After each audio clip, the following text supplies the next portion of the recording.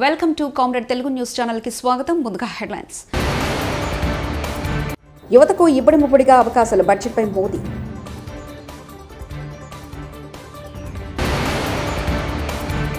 కేంద్ర బడ్జెట్లో తెలంగాణకి ఇచ్చింది గుండు సున్నా, కేటీఆర్.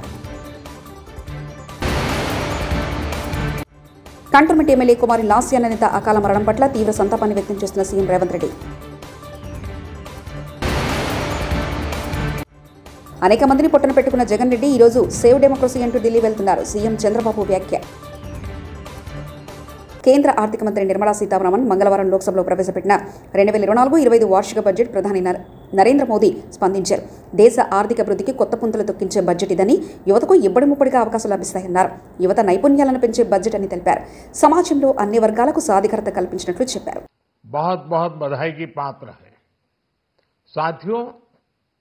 ये बजट समाज के हर वर्ग को शक्ति देने वाला बजट है। ये देश के गांव गरीब किसान को समृद्धि की राह पर ले जाने वाला बजट है। पिछले 10 वर्षों में 25 करोड़ लोग गरीबी से बाहर निकले हैं. రేపు శాసనసభలో జాబ్ క్యాలెండర్, నిరుద్యోగుల డిమాండ్లపై, నిరుద్యోగుల మీద జరిగిన దాడులపై చర్చ జరపాలని స్పీకర్ని కోరిన Harish Rao.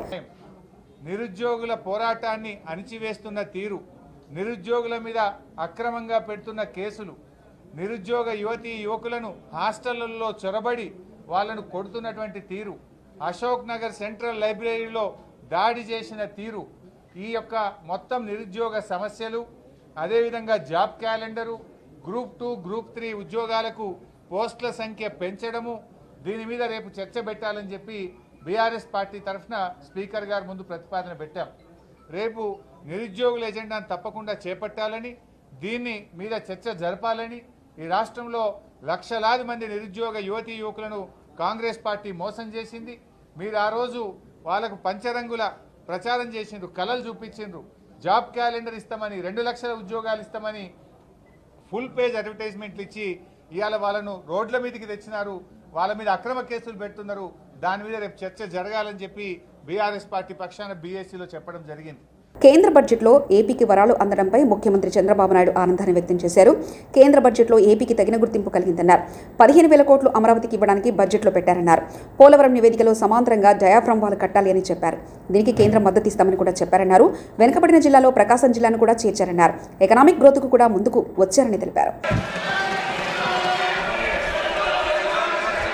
Our government is fully committed to financing and early completion of the Polavaram irrigation project, which is the lifeline for Andhra Pradesh and its farmers. This will facilitate our country's food security as well. Under the act,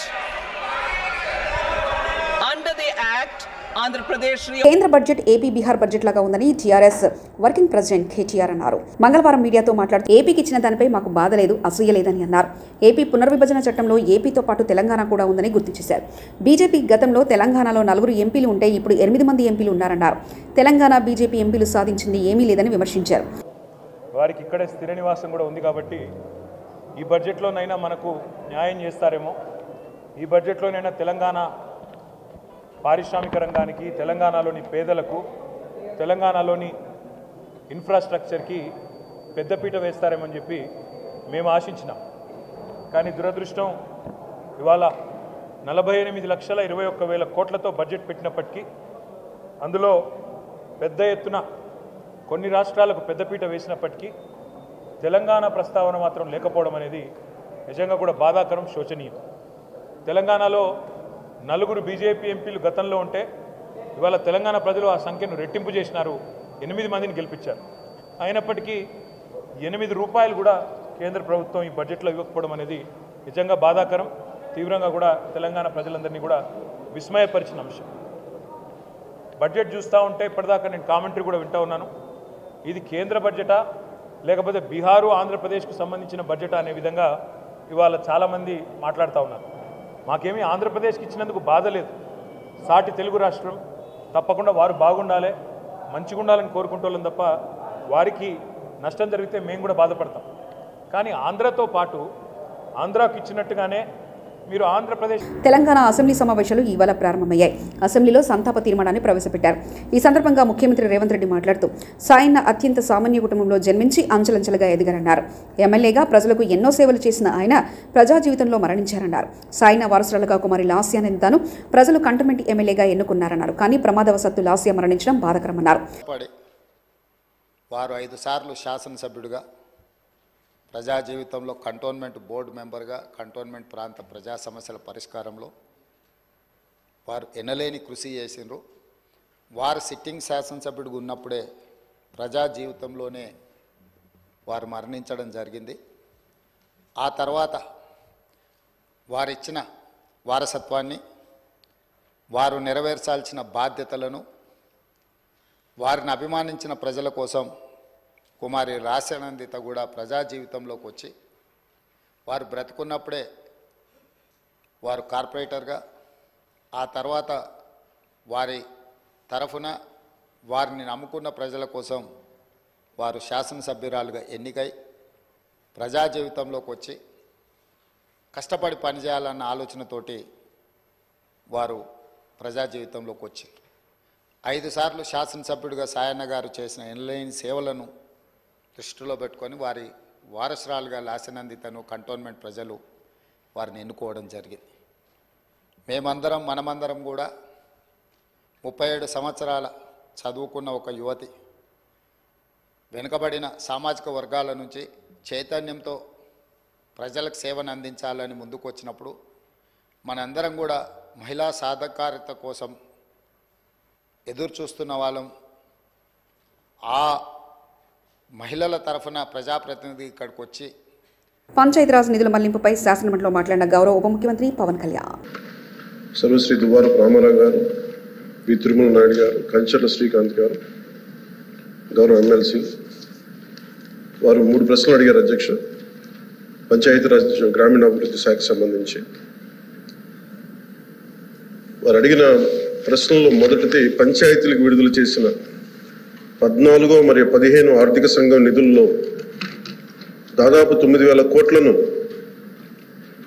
ప్రభుత్వం దారి మళ్లించిన విషయం వాస్తవమేనా? రెండో ప్రశ్న, కేంద్ర ప్రభుత్వ అధికారులు కొన్ని పంచాయతీలను సందర్శించి కొన్ని అవకతవకల్ని ఎత్తి చూపడం కూడా వాస్తవమేనా? మూడో ప్రశ్న అయితే ఒకవేళ వాస్తవం అయితే దాని మీద ఆ వివరాలపైన దానిపైన తీసుకున్న చర్యలు ఏమిటి? మొదటి ప్రశ్న అధ్యక్ష, 9,000 కోట్లను గత ప్రభుత్వం దారి మళ్లించిందా లేదా అనేది అడిగారు అధ్యక్ష. దానికి మా సమాధానం అవునండి. కేంద్ర ఆర్థిక కమిషన్ గ్రాంట్లలో మళ్లింపు జరుగుతోంది. ఇప్పటి వరకు భారత ప్రభుత్వం రాష్ట్రంలో కక్ష సాధింపుకు తావులేదు. మా పార్టీ నాయకులు, కూటమి నాయకులకు కూడా ఇదే చెప్తున్నా. అదే సమయంలో తప్పు చేసిన వాళ్ళని కూడా వదిలే ప్రసక్తే లేదు. శాంతి భద్రతల విషయంలో నేరగాళ్లకు ఒకటే హెచ్చరిక చేస్తున్నా. మొన్నటి వరకు మీ ఇష్టం వచ్చినట్లు చేశారు, ఇక మీ ఆటలు సగమని హెచ్చరిస్తున్నా. మనందరం కూడా మాట్లాడుకున్నప్పుడు కొన్ని డిస్కస్ చేశారు. నేను నా రాజకీయ జీవితాల దిశ ఇంతవరకు ఎప్పుడు కూడా హత్యకు మళ్ళీ సమాధానం హత్య అనేది నా ఉద్దేశం కాదు. ఎప్పుడైతే కక్షకు మనం పోతామో అక్కడి నుంచి ఇది రావణాసుడి కష్టమారిగా తయారవుతుంది. నేను ఇక్కడ తప్పు చేసిన వ్యక్తుల్ని ఎట్టి పరిస్థితుల్లో వదిలిపెట్టాం. తప్పు చేసిన వాళ్ళని చట్టపరంగా శిక్షిస్తాం, దాంట్లో సందేహమే లేదు. కానీ చట్టాన్ని మన చేతుల్లోకి తీసుకుని మేము కూడా ప్రతీకారం తీర్చుకుంటామంటే మాత్రం చాలా సమస్యలు వస్తాయి. నేను అందుకే ఇక్కడే మెంబర్స్ అందరినీ ఒకటే కోరుతున్నా, రాష్ట్రంలో హింసకు తావులేదు. అయితే అదే సమయంలో నేరగాళ్లకు ఒకే హెచ్చరిక చేస్తున్నా. మొన్నటి వరకు అధికారం అండతో నేరాలు ఘోరాలు చేశారు, ఇక సాగవని గట్టిగా ఈ సభ ద్వారా హెచ్చరిస్తున్నానని చెప్పి కూడా నేను తెలియజేస్తున్నాను. ప్రభుత్వ టెర్రరిజంతో పెట్టుబడులు పరారైపోవడం, నాకు అమర్ రాజా ఇండస్ట్రీస్ ఒకప్పుడు అధ్యక్ష ఏదైతే అమర్రాజా పెట్టారో వాళ్ళంతా ఒకటి ఆలోచించారు. చిత్తూరు జిల్లా మేము మా జిల్లాలో ఇండస్ట్రీ పెట్టాలని ఇండస్ట్రీ అతను పెడితే అతన్ని ఎన్ని విధాల ఇబ్బందులు పెట్టాలని ఇబ్బందులు పెట్టి ఇప్పుడు పెట్టుబడులు వేరే రాష్ట్రానికి పోయే పరిస్థితి వచ్చింది. అంటే సొంత రాష్ట్రంలో పుట్టిన పారిశ్రామికవేత్త కూడా పెట్టుబడి పెట్టలేని పరిస్థితి, పెట్టినా కాపాడుకోలేని పరిస్థితి వచ్చిందంటే అది ఆనాటి దుస్థితి. 24% నిరుద్యోగం, దేశంలోనే అతిపెద్ద నిరుద్యోగం ఉన్న రాష్ట్రం మన రాష్ట్రం అయ్యే పరిస్థితికి వచ్చింది. 5 ఏళ్లలో అధ్యక్ష విపరీతంగా క్రైమ్ రేటు పెరిగింది. నాడు నేడు అంటూ గత ప్రభుత్వం చేసింది మొత్తం ప్రచార ఆర్భటమే. 2 విడతల్లో చేసిన నాడు నేడు పనులు మొత్తం అవినీతి నాసిరకం. 2 విడతల్లో పనులు మొత్తం పెండింగ్లో పెట్టారు. 3వ విడత అసలే మొదలు కాలేదు. 900 కోట్ల పెండింగ్ బిల్లులు పెట్టి వెళ్లారు. ఖర్చు పెట్టిన దాంట్లో మొత్తం అవినీతి జరిగిందని దానిపైన విచారణ జరుగుతుంది. గత ప్రభుత్వం అస్తవ్యస్త విధానాలతో 72,000 మంది విద్యార్థులు ప్రభుత్వ బడుల నుంచి వెళ్లిపోయారు. 180 కోట్ల 39 లక్షల రూపాయలు అవసరం ఉంది.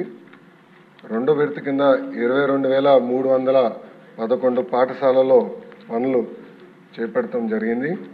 కానీ ఇది కూడా పూర్తి చేసేదానికి 3,907.75 కోట్ల రూపాయలు అవసరం ఉంది. 3వ విడత కింద 14,845 పాఠశాలల్లో ఎలాంటి పనులు ప్రారంభించలేదు. ఆ పాఠశాలలో ఈ కార్యక్రమం పూర్తి చేసేదానికి 3,088 కోట్ల రూపాయలు అవసరం ఉంది. రెండో ప్రశ్న వివరాలు. నిధులు కేటాయింపులు ఖర్చులు ఎనెక్షర్ 1లో జతపరిచాం. 3వ ప్రశ్నకి సమాధానం. గత ప్రభుత్వం 900 కోట్ల రూపాయలు పెండింగ్ బిల్స్ పెట్టడం జరిగింది.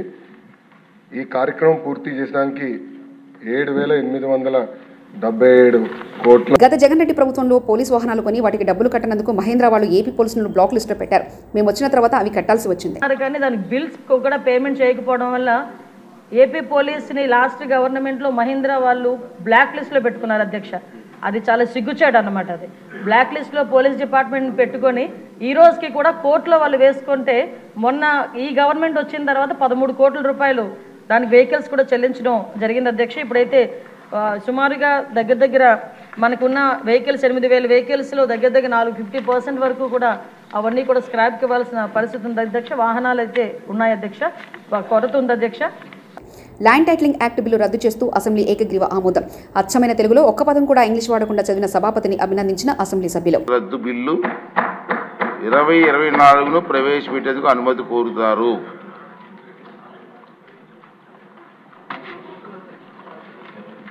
Honorable Speaker, sir, I beg to move for leave to introduce the Andhra Pradesh Land Titling Repeal Bill 2024.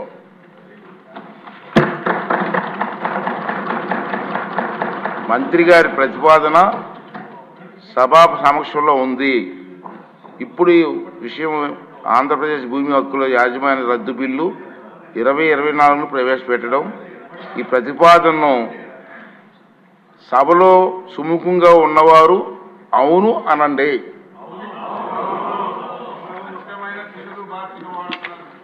Vijayawada health university పేరు తిరిగి మళ్లీ ఎన్టీఆర్ హెల్త్ యూనివర్సిటీగా మారుస్తూ అసెంబ్లీ ఏకగ్రీవంగా ఆమోదం తెలిపింది. డాక్టర్ వైఎస్ఆర్ ఆరోగ్య విజ్ఞాన శాస్త్రంలో విశ్వవిద్యాలయ సవరణ బిల్లు 2024ను ప్రవేశపెట్టేందుకు అనుమతి కోరుతారు. I beg to move for leave to introduce the Dr. YSR University of Health Sciences Amendment Bill 2024. మంత్రి గారి ప్రతిపాదన సభా సమక్షంలో ఉంది. ఇప్పుడు విషయం డాక్టర్ వైఎస్ఆర్ ఆరోగ్య విజ్ఞాన శాస్త్రంలో విశ్వవిద్యాలయం సవరణ బిల్లు 2024ను ప్రవేశపెట్టడం. ఈ ప్రతిపాదనను సుముఖంగా ఉన్నవారు అవును అనండి.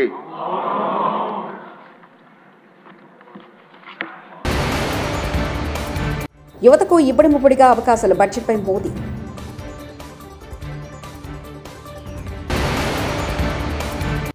కేంద్ర బడ్జెట్లో తెలంగాణకిచ్చింది గుండు సున్నా కేసీఆర్.